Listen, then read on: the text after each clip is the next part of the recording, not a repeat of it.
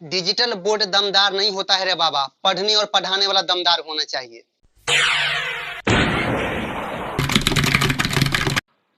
तो प्यारे साथियों, आप सभी को मेरा नमस्कार। मैं आर के पंडित आप लोगों के बीच में आज फिर केमिस्ट्री का एक नए चैप्टर के साथ जुड़ रहे हैं।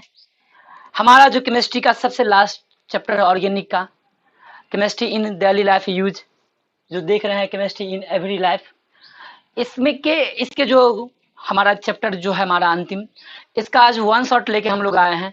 आज एक ही वीडियो में इनकी सारी जो कंसेप्ट है, इनकी जो सारी क्लास है वो ख़त्म कर दिया जाएगा।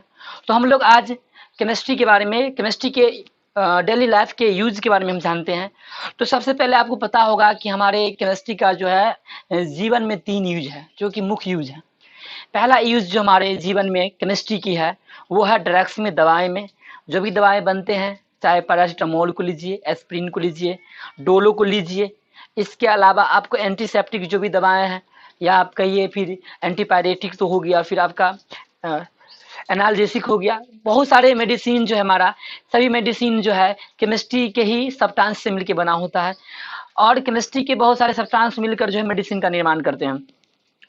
दूसरा जो हमारा उपयोग है केमिस्ट्री का, वो दूसरा उपयोग हमारा केमिस्ट्री का है, वो उपयोग है chemical in food. Chemical in food कहने का मतलब हुआ कि भोजन को सुरक्षित रखने के लिए, भोजन को बचाए रखने के लिए हम किस किस केमिकल का उपयोग करेंगे, जिससे भोजन जो है हमारा खराब ना हो, भोजन हमारा लंबे समय तक जो है सुरक्षित रहे। फिर हमारा तीसरा जो यूज है केमिस्ट्री का, वो यूज है साबुन, अपमार्जक और अपमार्जक में यूज है, जिससे हम लोग वस्तुओं को साफ करते हैं, वस्तुओं को जो है हम लोग चिकनाते हैं, सफाई करते हैं। तो 3 मेजर यहाँ पे लिखा होगा रोल जो केमिस्ट्री का, वो 3 मेजर एरियाज में है। पहला एरियाज हमारा मेडिसिन है। मेडिसिन में पहला उपयोग जो मुख्य रूप से मेडिसिन में उपयोग किया जाता है, ठीक है। खास के ऑर्गेनिक केमिस्ट्री का उपयोग, ऑर्गेनिक केमिस्ट्री का तो में के पूरा उपयोग आपका मेडिसिन में है। Chemical in food, chemical in food का जो उपयोग है हमारा, यानी फूड में केमिकल डाल के किस प्रकार से हम लोग फूड को बचाए रखते हैं, उसके बारे में हमें जानना है। जैसे मानिए कि अगर बहुत दिन तक अचार को बचाए रखना है, तो अचार में अधिक से अधिक नमक रख देते हैं, जिससे अचार बहुत दिन से क्या होता है, हमारा बचा हुआ रहता है। तो हम इसको भी जानेंगे कौन कौन केमिकल को मिला सकते हैं, जिससे अचार को लंबे समय तक जो है हम बचाए रख सकते हैं। तीसरा जो यूज हमारा जो है केमिस्ट्री का, वो है क्लीजिंग एजेंट। क्लीजिंग एजेंट मतलब होता है सफाई कर्मक। सफाई कर्मक मतलब जैसे साबुन हो गया, अपमार्जक हो गया। साबुन की क्रियाविधि को हम लोग पढ़ेंगे, अपमार्जक क्रियाविधि को हम लोग पढ़ेंगे। तो इन सभी ये क्रियाविधि को भी हम लोग यहाँ पे जानेंगे। साबुन कैसे काम करता है, अपमार्जक कैसे काम करता है, उसके लिए हम लोग अलग से वीडियो लेके आएंगे। वो चैप्टर संख्या 4 जो सरफेस केमिस्ट्री हमारा फिजिकल का है, उसका भी पार्ट था, तो वहां पे जाके हम लोग जो है उसको पढ़ेंगे, ठीक है। एक्चुअली हम यहाँ पे पढ़ने वाले इसको नहीं है। ड्रग्स और मेडिसिन में आपको डिफरेंट जानना है पहले कि क्या होता है ड्रग्स, क्या होता है मेडिसिन। तो एक बात दिमाग में तो आप रख लीजिए, ड्रग्स और मेडिसिन कोई अलग अलग चीज नहीं है, दोनों एक ही चीज है। ड्रग्स और मेडिसिन जो है कोई अलग अलग चीज नहीं है, दोनों एक ही चीज है। दोनों केमिकल सब्सटेंस है। दोनों का जो है एटॉमिक मॉलिक्यूलर मास जो है 100 से लेकर 500 यू के बीच का होता है।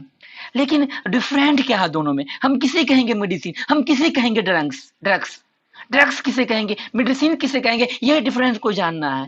देखिए, जिसका उपयोग हम लोग, जिस केमिकल सब्सटेंस का उपयोग हम लोग दवा, मतलब जिसका उपयोग हम लोग रोग के उपचार के लिए करेंगे, जैसे कोई भी रोग हुआ, जैसे टीबी हो गया, जैसे हमारा बुखार हो गया, जैसे हमारा दर्द हो रहा है, अगर उसका उपयोग हम दवा के रूप में तब करेंगे, मेडिसिन के रूप में तब करेंगे जब उसका इलाज के रूप में किया जाएगा। ड्रग्स का जो उपयोग जो है मेडिसिन के रूप में करेंगे, तो सॉरी, हम बोलना चाह रहे हैं कि ड्रग्स जो है हमारा, जो भी ड्रग्स है, उनका उपयोग जो है अगर हम लोग बीमारी को दूर करने के लिए करेंगे, हम लोग रोग को दूर करने के लिए करेंगे, रोग को उखाड़ फेंकने के लिए करेंगे, है ना, तो हमारा मेडिसिन कहलाएगा।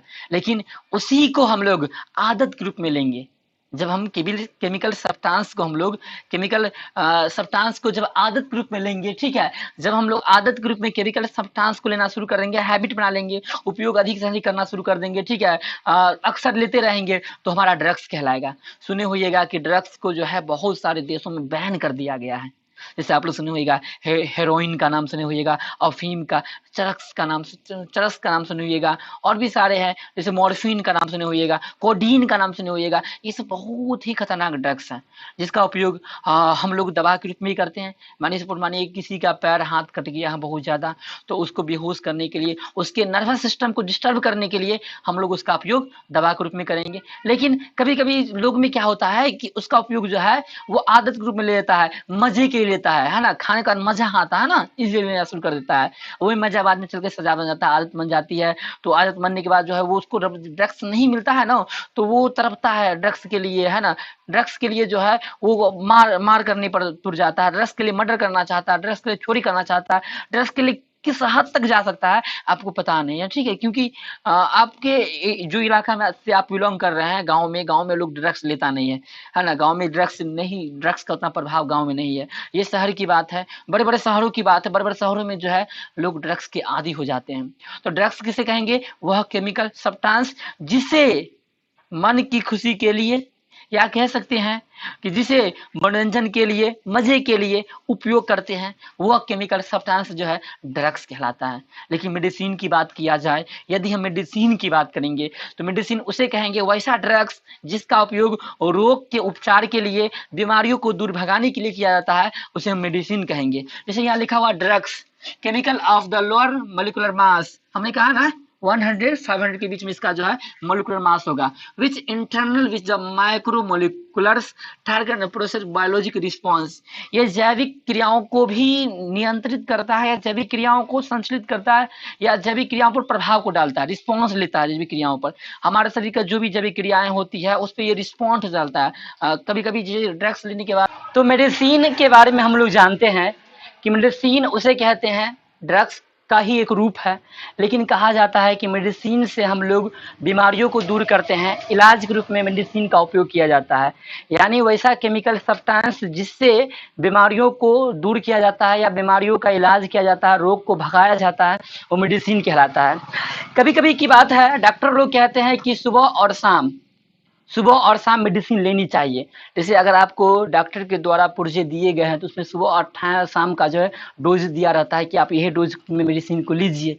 लेकिन कभी कभी ऐसा होता है कि आप अपने मन से बीमारी को दूर भगाने के लिए सोचते हैं बहुत जल्दी बीमारी दूर हो जाए, है ना। इसके लिए क्या करते हैं, आप उसका ओवर डोज लेना शुरू कर देते हैं। जैसे खाना है सुबह और शाम, तो आप दिन में 5 बार उस दवा को खाएं, जिससे वो दवा जो आपके शरीर के अंदर जो है कहीं ना कहीं उल्टा रिएक्शन जो होता है वो कर लेता है, ठीक है। जिससे आपके शरीर में और भी इफेक्ट होना शुरू हो जाते हैं, जिसे हम लोग कहते हैं पोटेंशियल पॉइजन, है ना। हायर ओवर डोज होता है, जिस कारण से जो है वो हमारे शरीर में जो है उसका उल्टा रिएक्शन शुरू हो जाता है, अपोजिट रिएक्शन।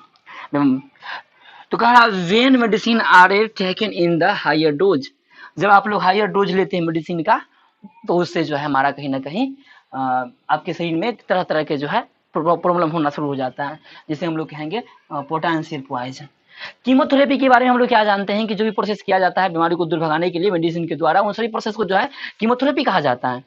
कीमोथेरेपी के बारे में हम लोग जानते हैं क्या, कि जो भी प्रोसेस किया जाता है बीमारियों को भगाने के लिए, यानी जो प्रोसेस होता है मेडिसिन का उपयोग करने के बाद, उन सभी प्रोसेस को जो है समृद्ध रूप से जो हम लोग क्या बोलते हैं कीमोथेरेपी कहा जाता है, ठीक है। चलिए हम लोग जो है अब इधर आते हैं, है ना।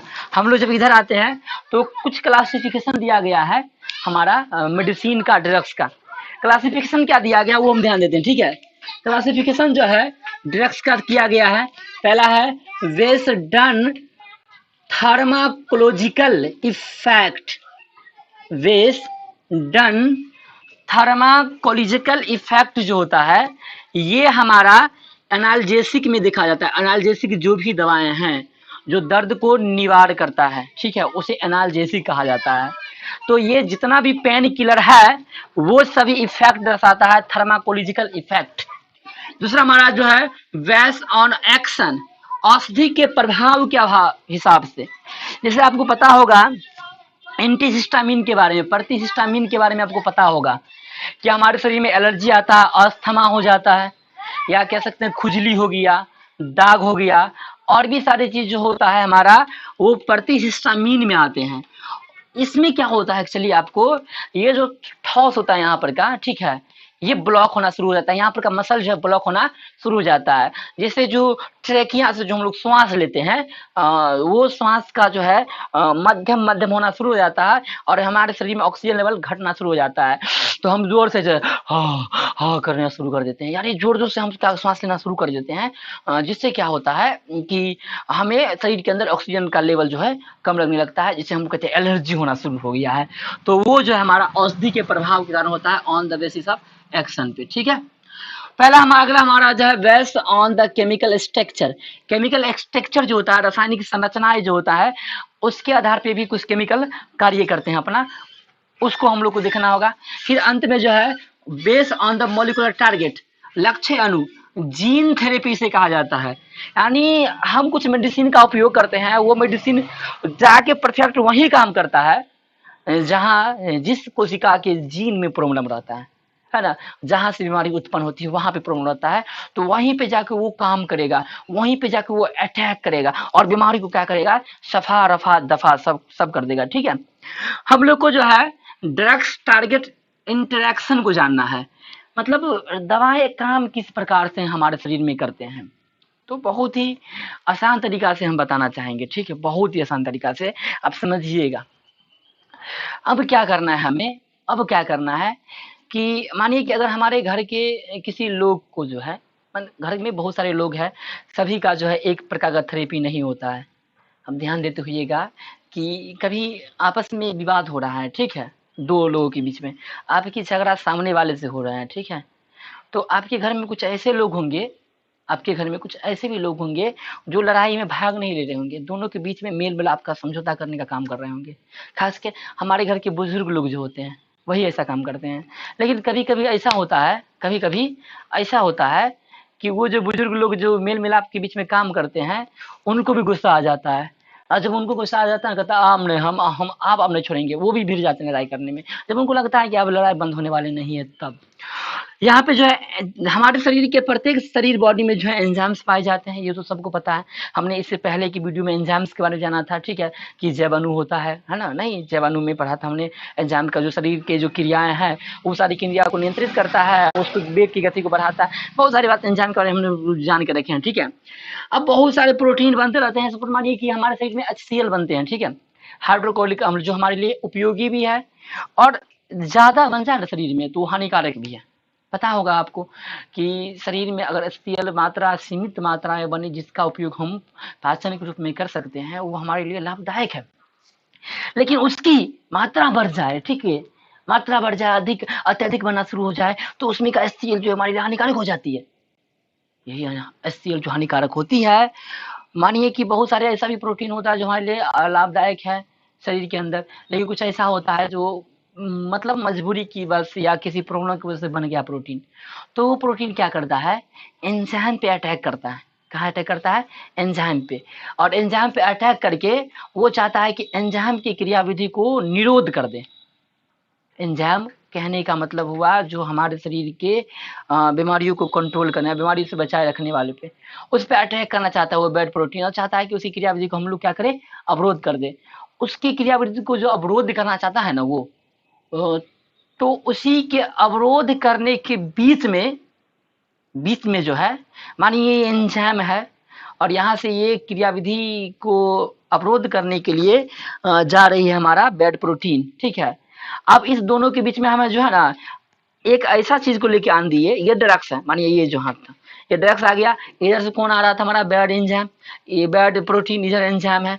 अब ये बैड प्रोटीन एंजाइम से मिलने जा रहा था, क्यों मिलने जा रहा था, उसी क्रियाओं को अवरोध करने के लिए और बीमारी फैलाने के लिए। अब बीच में ड्रग्स आ गया, ड्रग्स क्या किया, एंजाइम से मिलके एंजाइम को अलग कर दिया, ठीक है, और इसको धक्का मार के बाहर कर दिया, किसको, बैड प्रोटीन को जो बीमारी फैलाने जा रहा था, जिससे क्या होगा कि बीमारी नहीं फैलेगी। हम एक फोटो बना के बता रहे हैं, ठीक है, मानिए एंजाइम की क्रियाविधि ताले चाबी क्रियाविधि होती है, हमने आपको पहले भी बता चुका हूँ, इससे पहले भी वीडियो में, और हमने कहा था उसको हम बढ़िया से लेक्चर में पढ़ेंगे, वही सरफेस केमिस्ट्री में, ठीक है। मानिए कि ये एंजाइम्स है, ठीक है, ये कौन है, हमारा एंजाइम है। अब बहुत सारे जो है, बहुत सारे इस प्रकार का जो है, इस प्रकार का है ना, बहुत सारे जो है बैड प्रोटीन बन गए हैं। इसका काम क्या है, इसका काम क्या है कि एंजाइम की जो क्रियाविधि है उसको अवरोध करेगा और उसके शरीर में जो है, जिसका ये एंजाइम है, जिस व्यक्ति का एंजाइम है, उसके शरीर में बीमारी को फैलाएगा। तो ये अटैक करने के लिए चल पड़ा, कहाँ पे, एंजाइम पे। चलिए अटैक तो कर रहा है, लेकिन इसको पता नहीं ना है बुआरे कि हम मेडिसिन का उपयोग कर लिए हैं। जैसे ही हम मेडिसिन का उपयोग करेंगे तो मेडिसिन कुछ इस प्रकार से आएंगे, इस प्रकार से। ये कौन आ रहा है, मेडिसिन। वो क्या करेगा कि ये एंजाइम इसमें आके जुड़ना चाह रहा था, ये बैड प्रोटीन एंजाइम के अंदर, ठीक है। ये क्या करेगा, हमारा ड्रग्स या मेडिसिन, ये उससे पहले आके इसमें आके जमा हो जाएगा। अब यहाँ पे खाली जगह था, ताले चाबी, ये चाबी का काम करके एंजाइम में जुड़ना चाह रहा था। बट हमारा जो ये क्या कहते हैं ड्रग्स जो है, मेडिसिन, वो इससे पहले आके यहाँ पे जमा हो गया। इस हॉल को ब्रेक कर यहाँ पर का जो है इसको बंद कर दिया। अब जो है ये चाहकर भी इस पर अटैक नहीं कर पाएगा, क्योंकि दोनों के बीच में एक रुकने वाला कौन आ गया, ड्रग्स आ गया है। और इस प्रकार से एंजाइम बैड प्रोटीन से अलग हो जाता है। और जब एंजाइम बैड प्रोटीन से अलग हो जाएगा तो कहेंगे कि दवा अपना असर करना शुरू कर दिया है। दवा जब असर करना शुरू कर दिया है तो हमें बीमारी नहीं होगी। आगे कुछ ड्रग्स के बारे में जान लेते हैं।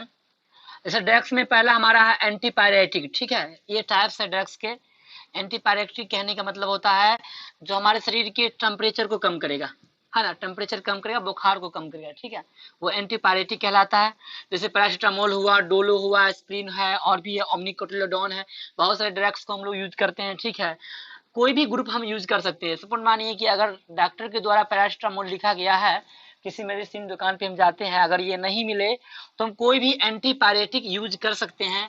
वहां पे हम डोलो यूज कर सकते हैं, वहां पे हम लोग एस्प्रिन यूज कर सकते हैं, ठीक है। दूसरा हमारा जो है एंटासिड है।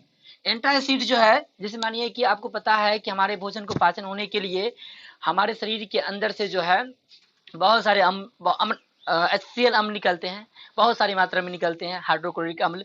लेकिन कभी कभी ऐसा होता है कि इतना ज़्यादा निकल जाते हैं कि हमारे पेट में दर्द होना शुरू हो जाते हैं, यानी अम्ल की मात्रा बढ़ जाती है और लहर देना शुरू हो जाता है, ठीक है। जिसको दूर करने के लिए हम लोग जिस दवा का उपयोग करते हैं वो बेसिक नेचर का होता है, भास्मीय नेचर का होता है। उसी कुछ दवा को हम लोग क्या बोलते हैं, एंटासिड कहते हैं, जो अम्ल को काटता है ना, और अम्ल को काट के वो नॉर्मल करता है हमारी बॉडी के अम्लीयता को। तो उसमें जो है पुराने जमाने के लोग जो उसमें जो यूज करते थे, वो यूज करते थे हमारा magnesium hydroxide, aluminium hydroxide, sodium hydrogen carbonate का उपयोग करते थे। अभी के लोग जो है सिमेटिडीन यूज करते हैं, जैनडेक यूज करते हैं, रेनिटिडीन यूज करते हैं। इसका उपयोग जो हम लोग जो है पेट की अम्लता को कम करने में किया जाता है। फिर हमारे पास में जो है अगला जो है प्रतिहिस्टामीन है। एलर्जी जो होता है हमारे शरीर के अंदर में, हमारे बॉडी के अंदर एलर्जी होता है। हमने कुछ देर पहले ही समझाया था, एलर्जी होने पर यहाँ का थॉट जो है वो बंद हो जाता है, ठीक है, जिस कारण से यहाँ पर मसल सिकुड़ जाता है, सांस लेने में तकलीफ होती है, अस्थमा हो जाता है, ठीक है। अस्थमा जो बीमारी सुने हो जाएगा आप लोग, अस्थमा होना है ना, जो जिसमें लोग जो है करके सांस लेना शुरू करता है। और एलर्जी में जो हमारा एलर्जी को दूर करने वाला ये बीमारी है। और कौन एलर्जी को दूर करेगा, ये खुजली को दूर करेगा, खुजली, दाद को दूर करेगा, और किसको, और भी सारे एलर्जी जो होते हैं उसे दूर करेगा, ठीक है। इसमें कुछ दवा है जिसका नाम है ब्रोफेनिरामीन, उसका हमारा डाइमेटेप का जो है ये ग्रुप का है। उसका टेरफेनिन है जो सेल्डिंग ग्रुप का है, ठीक है। फिर आगे हमारा जो ड्रग्स है, उस ड्रग्स के बारे में हम लोग जानेंगे।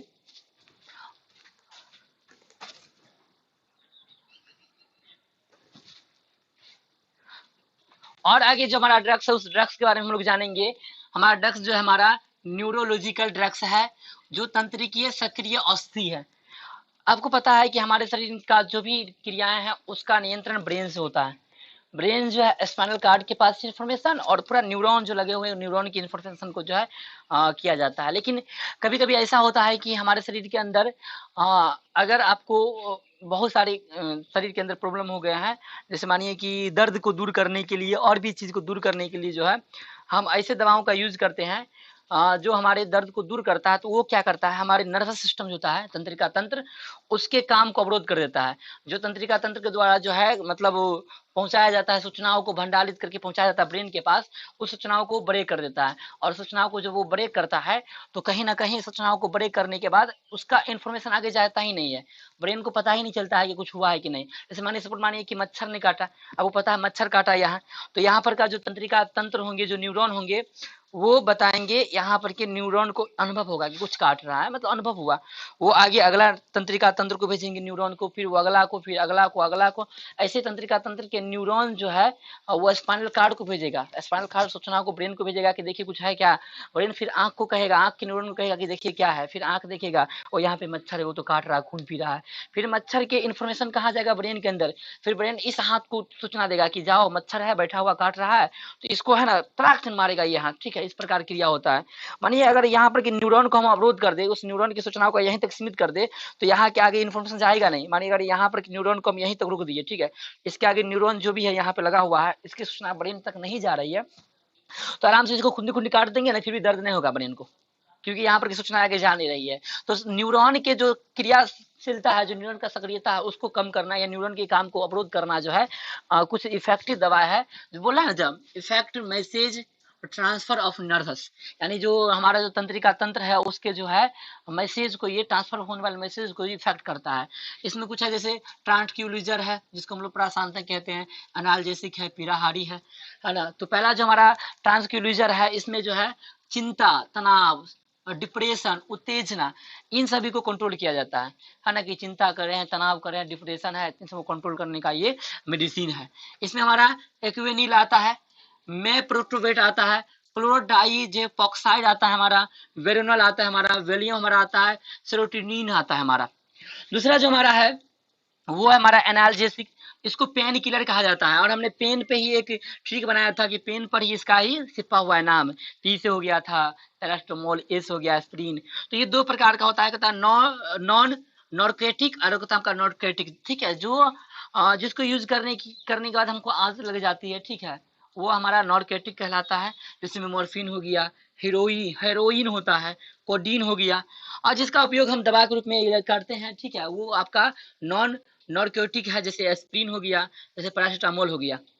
फिर हमारा जो है एंटी माइक्रोवायल्स जो है, प्रति सूक्ष्म जैविक जो है, ये किल करता है, ये मारता है किसको, बैक्टीरिया को और वायरस को, बैक्टीरिया और वायरस का काम करता है मारने को ये। इसमें तीन आते हैं, एक आता है एंटीबायोटिक, एक होता है एंटीसेप्टिक, डिसइंफेक्टेंट्स जिसे हम कहते हैं प्रतिजैविक, प्रतिरोधी और विसंक्रामी। इससे पहले हमने देखा था एंटी माइक्रो बायोटिक्स, उसमें जो है पहला एंटीबायोटिक है।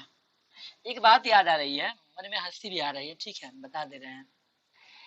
एक शराबी जो है, एक शराबी इंसान मर रहा था, ठीक है, मर रहा था कहने का मतलब है कि वो शराब इतना पिया था, इतना पी रहा था कि वो धीरे धीरे मर रहा था शराबी इंसान। तो जब शराबी इंसान मर रहा था शराब पीने के कारण से, तब उसने उसका अंतिम जो वो अपना शब्द निकाला मरने से पहले, वो लोगों को कह रहा था कि शराब ठीक थी, मैं शराब जो पिया वो शराब अच्छी शराब थी, मैंने अच्छी से पी, क्या बता, मेरा लिवरे खराब था, काम ही नहीं किया लिवर, इसलिए मर रहा है, यानी लिवरे सपोर्ट नहीं लिया, शराब तो ठीक थी। एक शराबी की घटना और एक याद आ रहा है, शराबी इसलिए हमको याद आ रहा है क्योंकि अभी हमने मॉर्फिन के बारे में पढ़ा था, इसलिए हमको दिमाग में आ रहा था बार बार। एक डॉक्टर साहब जो थे, बहुत बड़े डॉक्टर थे, उसने क्या किया कि जितना शराबी थे दुनिया में, उन सभी के लिए एक सेमिनार लगाया, शराबी के लिए स्पेशल, कि जो भी शराबी है, और सेमिनार लगा के डॉक्टर साहब समझा रहे थे कुछ इस प्रकार से कि देखिए ये अल्कोहल है, इसमें क्या भरा हुआ है, अल्कोहल भरा हुआ है, अब इसके अंदर अल्कोहल है, और एक और गिलास ले लिए, क्या इसके अंदर पानी है। अब क्या देखिए, पहले पानी में हमने मच्छर को रखा तो मच्छर नहीं मरा, फिर उस मच्छर को निकाल के अल्कोहल में मच्छर को रखा तो मच्छर मर गया। तो डॉक्टर साहब कहे कि शराबी से कि ये बताइए कि आपने देखा कि पानी में मच्छर को रखा तो मच्छर नहीं मरा, फिर अल्कोहल में मच्छर को रखा मच्छर मर गया, इससे आपको क्या पता चला, आपको क्या मालूम चला। शराबी में से एक शराबी बड़ी था नौटंकीबाज, वो खड़ा हुआ कहा, डॉक्टर साहब हमारा पता चला कि शराब पीने से पेट के अंदर का मच्छर, कीड़ा मकोड़ा सब मर जाता है, यानी उसके वो दिमाग में नहीं हुआ कि शराब पीने से इंसान भी मर जाता है, ठीक है। तो समझने वाले पर डिपेंड करता है। एक दोस्त की बात हम कर रहे हैं, एक दोस्त के साथ मेरी घटना हुई है, जस्ट घटना हुई है, बड़ी हमसे जलता था वो, बहुत झगड़ा करता था, बहुत ज्यादा जलता था, हमेशा बुराई इधर उधर करते रहता है, ठीक है। हम उसको चाप कर रखे हुए थे, आज न कि उसका बुराई करवे करेंगे। उसका शादीशुदा मेरा दोस्त है, वो एक दिन बाजार में अपनी बीवी के साथ घूम रहा था, तो मैंने उसके पास कहा कि दोस्त ये कौन है, बीवी मायके गई हुई है क्या, भाभी लगता है मायके गई हुई इसलिए किसी और के साथ घूम रहे हो। तो उसका उसका क्या हाल हुआ होगा आप लोग जान लीजिए, ठीक है। तो ये जो एंटीबायोटिक है, एंटीबायोटिक क्या करता पता है, जीवाणुओं को, सूक्ष्मजीव के प्रभाव को कम करता है, ये तो आपको पता ही होगा, ठीक है। एंटीबायोटिक में बहुत सारे एंटीबायोटिक है, जैसे सेल्फोरसन है हमारा, अप्रेंटिसील हमारा है, सल्फापरिडीन है, एजोरंजक है, सल्फोनिरल एमाज है और सल्फोमैन है। देखिए कुछ यहाँ पे एंटीबायोटिक लिखा हुआ है जो कि अलग अलग क्वालिटी को बता रहा है। पेंसिलिन नाम सुने होइएगा पेंसिलिन का, इम्यूनोलाइकोसाइड है, एफिलोपाइसिन है।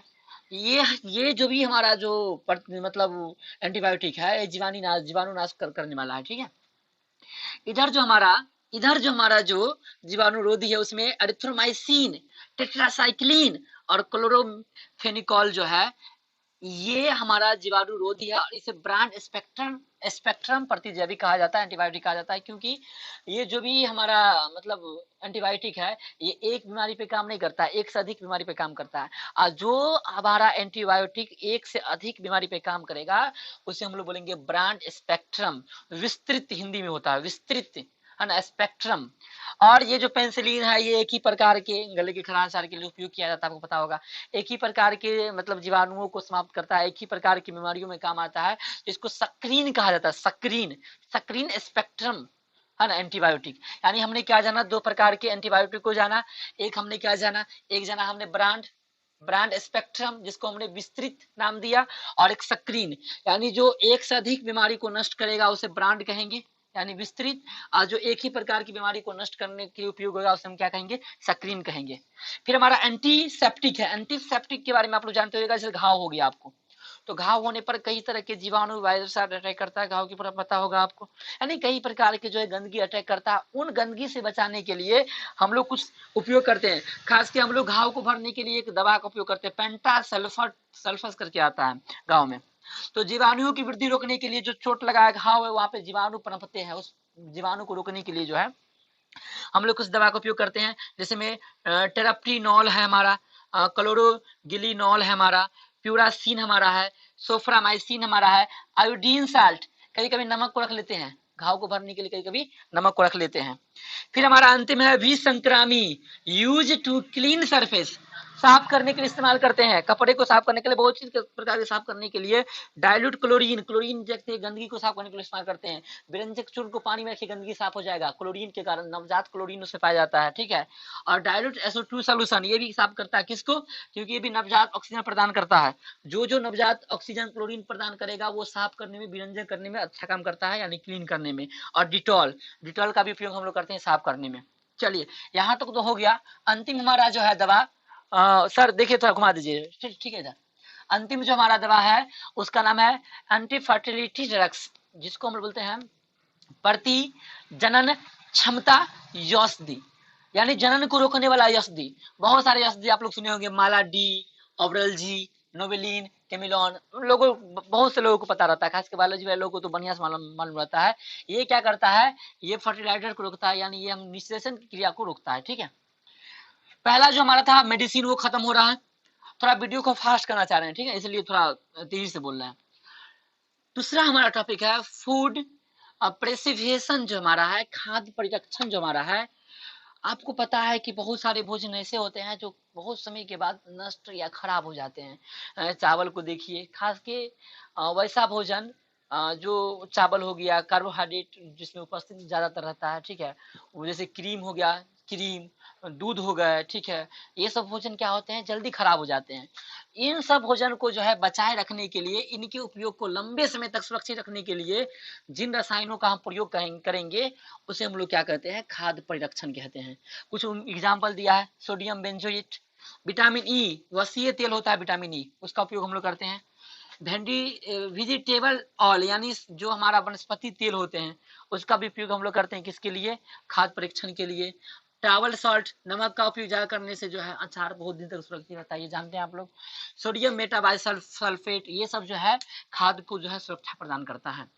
अंतिम टॉपिक हमारा आर्टिफिशियल स्वीटनर यानी कृत्रिम मधुकर।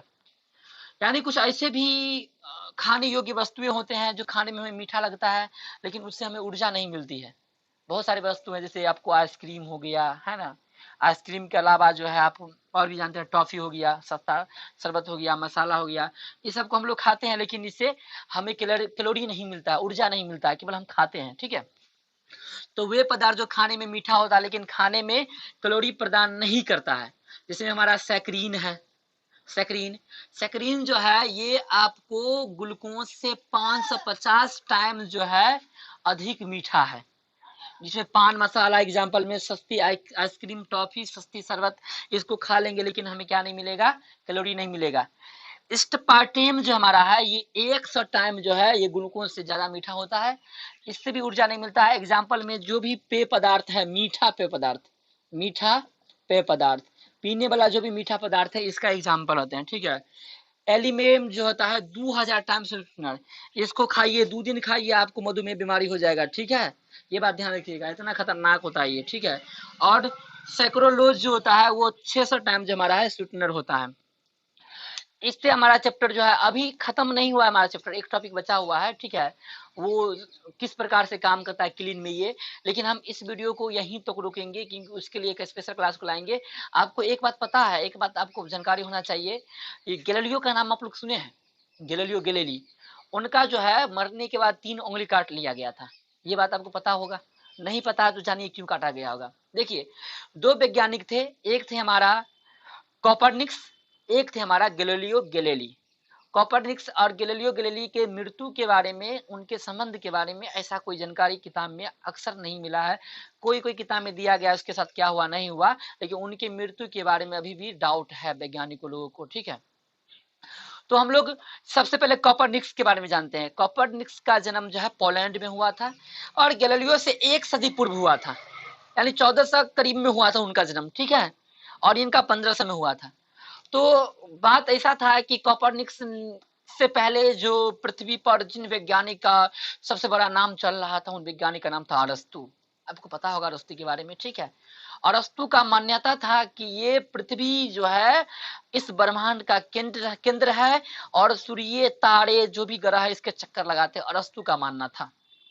लेकिन जब कॉपरनिक्स आए तो कॉपरनिक्स ने इस मान्यता को जो है खारिज कर दिया। कॉपरनिक्स ने कहा क्या कि ये जो पृथ्वी है ये पृथ्वी केंद्र नहीं है सौरमंडल का। सौरमंडल का अगर कोई केंद्र है तो वो है सूर्य। सूर्य को उसने सौरमंडल का जो है केंद्र माना। किसने? कॉपरनिक्स ने। उस समय पूरे पूरे जगह जो है, यहाँ जो भी हमारा पृथ्वी है वहां पे सबसे अधिक किसी का अगर चल रहा था बात, तो वो चलता था पादरी का। पादरी वो चर्च का जो होता है, उसकी बात को जो लोग नहीं काटते थे वो भगवान तुल्य लेते उस समय। ये बात किसको मालूम चला? पादरी को, कि कॉपरनिक्स ने ऐसी ऐसी बात कही है। पादरी ने कॉपरनिक्स को बुलाया, ठीक है, एक आम सभा लगाई जनताओं के बीच में और उन्हें कहा कि आप माफी मांगो। उन्हें कहा कि आप माफी मांगो कि आप जो बोल रहे हो कि पृथ्वी जो है केंद्र नहीं है, सूर्य केंद्र है इस सौरमंडल का, यानी सूर्य नहीं घूम रहा है, पृथ्वी घूम रहा है, आप जो बोल रहे हैं वो गलत बोल रहे हो, आप माफी मांगो। लेकिन कॉपरनिक्स का कहना था कि मैं गलत नहीं बोल रहा हूँ, मैं जो बोल रहा हूँ वो सही बोल रहा हूँ। और इसलिए जो है, इसलिए कहा गया कि कॉपरनिक्स को कहा जाता है कि वहां पे पादरी ने मरवा दिया, या कहा जाता है कि उसको बंदी रखवा दिया, या उसे फांसी लगा दिया। इसकी पूर्ण सूचनाएं अभी तक नहीं मिली है। लेकिन कॉपरनिकस के जाने के बाद, कई साल के बाद, 1 सदी बाद जो है एक बहुत महान वैज्ञानिक हुए जिनका नाम था गैलीलियो। गैलीलियो महान इसलिए थे कि गैलीलियो ने टेलीस्कोप का आविष्कार किया था। गैलीलियो ने दूरबीन का खोज किया था। दूर की वस्तु देखने योग्य वस्तु का उसने खोज किया था। गैलीलियो पेशा से प्रोफेसर थे। वो भी कॉपरनिक्स की बातों को नहीं मान रहे थे शुरुआत में, लेकिन जब वो प्रोफेसर थे तो उनके कई शिष्यों ने, एक बार कॉपरनिक्स की बात की अवधारणा कहीं रखा गया था तो उसके शिष्य जो है वहां गए थे सुनने के लिए, तो उसने आके फिर गैलीलियो को कहा कि कॉपरनिक्स जो सिद्धांत दिया है उसमें लग रहा है कहीं ना कहीं दम है।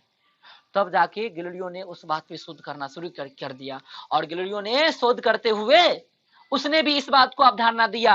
इटली के थे गैलीलियो, है ना, उसने ये बात को रखा चर्च में जाके, वहां पे सभी पादरी के बीच में, कि पृथ्वी घूम रही है और सूर्य अस्थिर है। लेकिन फिर पादरी को लगा झटका कि फिर ये मेरी बात को खारिज कर रहा है, और पादरी ने फिर क्या लगाई? एक आम सभा। और उस आम समय कहा गया गैलीलियो को कि आप माफी मांगिए, अन्यथा आपको भी इससे पहले जो हालात हुई वो इस हालात का सामना करना पड़ेगा। लेकिन गैलीलियो ने माफी मांग लिया सबके सामने में कि जो पादरी कह रहे हैं वो सही है, हम जो कह रहे हैं गलत है। और ये कहते हुए उन्होंने पृथ्वी को जोर से एक लात मारा और कहा कि मेरी नाक कट गई, मेरी बेइज्जती हो गई, फिर भी तुम घूम रहे हो, रुक जाओ, ठीक है। और इसके बाद माना जाता है कि गैलीलियो को जो है पादरी लोग जो है वो रख दिया कारावास में, उसे जो है गुप्त स्थान पे कारावास में रख दिया। और गुप्त स्थान पे रखने के बाद उसे जो है सजा नहीं दिया गया कि आप ये काम कीजिए, उसे सजा केवल यही दिया गया था कि पादरी के द्वारा दिए गए जो ग्रंथ होता है बाइबिल, उसे बाइबिल पढ़ना था सुबह और शाम, यही सजा उसको मिला था कारावास में। और ये पढ़ते पढ़ते जो है गैलीलियो जो है वो भी एक धर्म चर्च का धर्म चर्च का पादरी हो गए उसी के अंदर कारावास के अंदर। इसलिए जब उनकी मृत्यु हुई तो ईसाई धर्म में माना जाता है कि मृत्यु के बाद जो चर्च के पादरी बनते हैं या जो बाइबल पढ़ते हैं उनका 3 उंगली और दांत उखाड़ के रख लिया जाता है। और इस प्रकार गैलीलियो का 3 उंगली काट लिया गया था और उसका दांत उखाड़ के रख दिया गया था। और अभी भी इस बात की कोई चर्चा कंप्लीट नहीं हुई है, कोई भी बुक का में पूर्ण से शास्त्र नहीं मिला है कि गैलीलियो के साथ और कोपरनिकस के साथ जो घटनाएं हुई है सही में वो सत्य है। ये बात पर अभी भी कहीं ना कहीं बहुत सारी याचनाएं चल रही है, ठीक है, अभी भी ये बात पूर्ण सही नहीं हुआ है। तो हम लोग आगे इस वीडियो को रोकते हैं। जय हिंद, जय भारत।